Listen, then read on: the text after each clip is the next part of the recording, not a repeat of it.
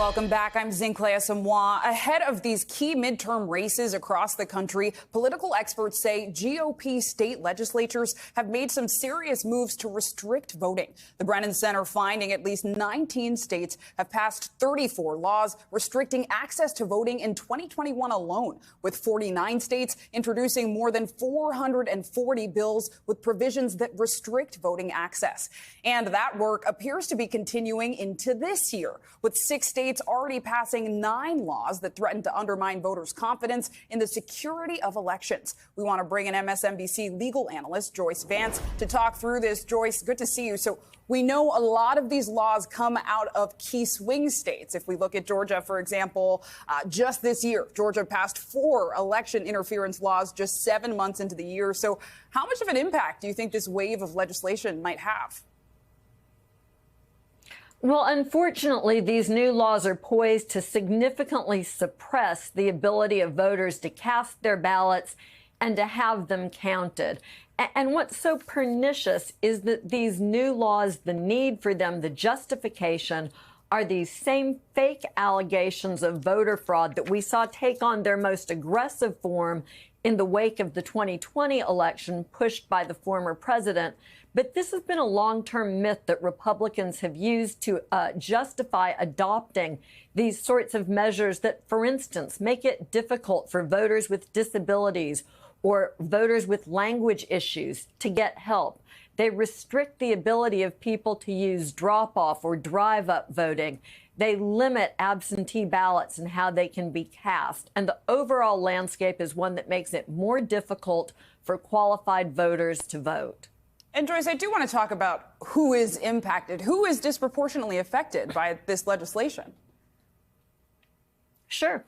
It's exactly the people that Republicans don't want to see voting. It's lean Democratic voters. That means people who are poor, people who are elderly, people who are Black, people who are immigrants, and even people who work during the week and don't have the flexibility of taking time off on a Tuesday if they live in a state like my home state, Alabama, where there's no early voting, but you have only that one day, that one Tuesday to cast your ballot.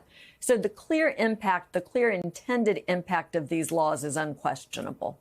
And Joyce, the reality is a lot of the fuel for this apparent voter suppression fire comes from former President Trump's 2020 election lies. Trump even told Pennsylvania Senate candidate Dr. Oz to prematurely declare victory in his primary. So given all of that context, are there any types of guardrails against candidates doing that going forward, especially in these close races that we're watching? You know, there really should be. This is an opportunity for Americans to come together and do what Americans are increasingly doing as the January 6th committee reveals the truth about the former president. Americans are realizing that if we want to hold on to this democracy, it's time to put country over party. So something that we can all agree on, regardless of who we're going to cast our own ballots for, is that every qualified citizen in this country deserves the opportunity to vote, and their ballot should count. That's a premise, a fundamental principle that we can all come together on, and we're going to have to coalesce around that if we want to continue to share in the promise of this country.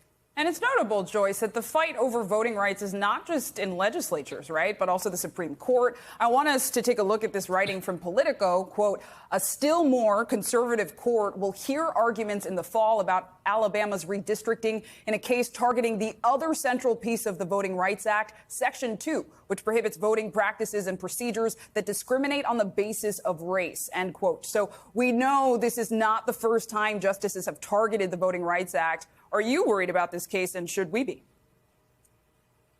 We should all be worried about this. The writing has been on the wall really since the Supreme Court gutted Section 5 of the Voting Rights Act in Shelby County versus Holder, another Alabama case. Once those protections were stripped, voting rights activists turned increasingly to Section 2. But the court last term in a case called Brnovich largely took the teeth out of that provision as well. This Alabama case in the fall will likely see the demise of the ability of litigants to use the Voting Rights Act alone to aggressively pursue rights. And that should be troubling for all of us. One of the big issues at stake is whether the Justice Department is the only entity that can act as a plaintiff and sue under Section 2, or whether private groups, private individuals represented by groups like the Legal Defense Fund or the Lawyers Committee for Civil Rights can advance challenges about their voting rights. If they can't, in times when there's a Republican-led Justice Department, then voting rights may be that much more difficult to enforce. And Joyce, you saying that reminds me of words you said last year. You said, quote, in 2024, your state legislature may have made it so difficult for you to vote by mail that you have to vote in person on one of a limited number of days the polls are open. You may not be able to use a drop-off box or a drive-through voting. If you're not able to take time off from work, or you're older or not physically able to stand in a long line, perhaps without water for hours, you may not get to vote. But that's okay, because thank God the filibuster is intact. I think it's safe to say there may be some irony or satire playing out in your opinion piece there.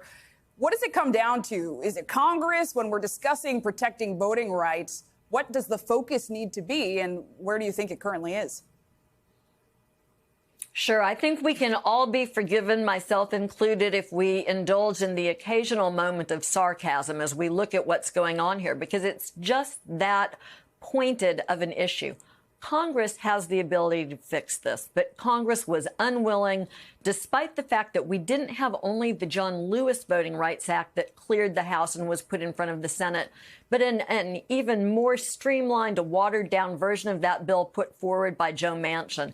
And in neither case did those new, highly necessary laws clear the Senate because the filibuster stayed in place. So, America, we may not always be able to vote as readily as we'd like to, but at least we've got the filibuster. Well, that's from Joyce Vance right there. Thank you for your analysis and your time.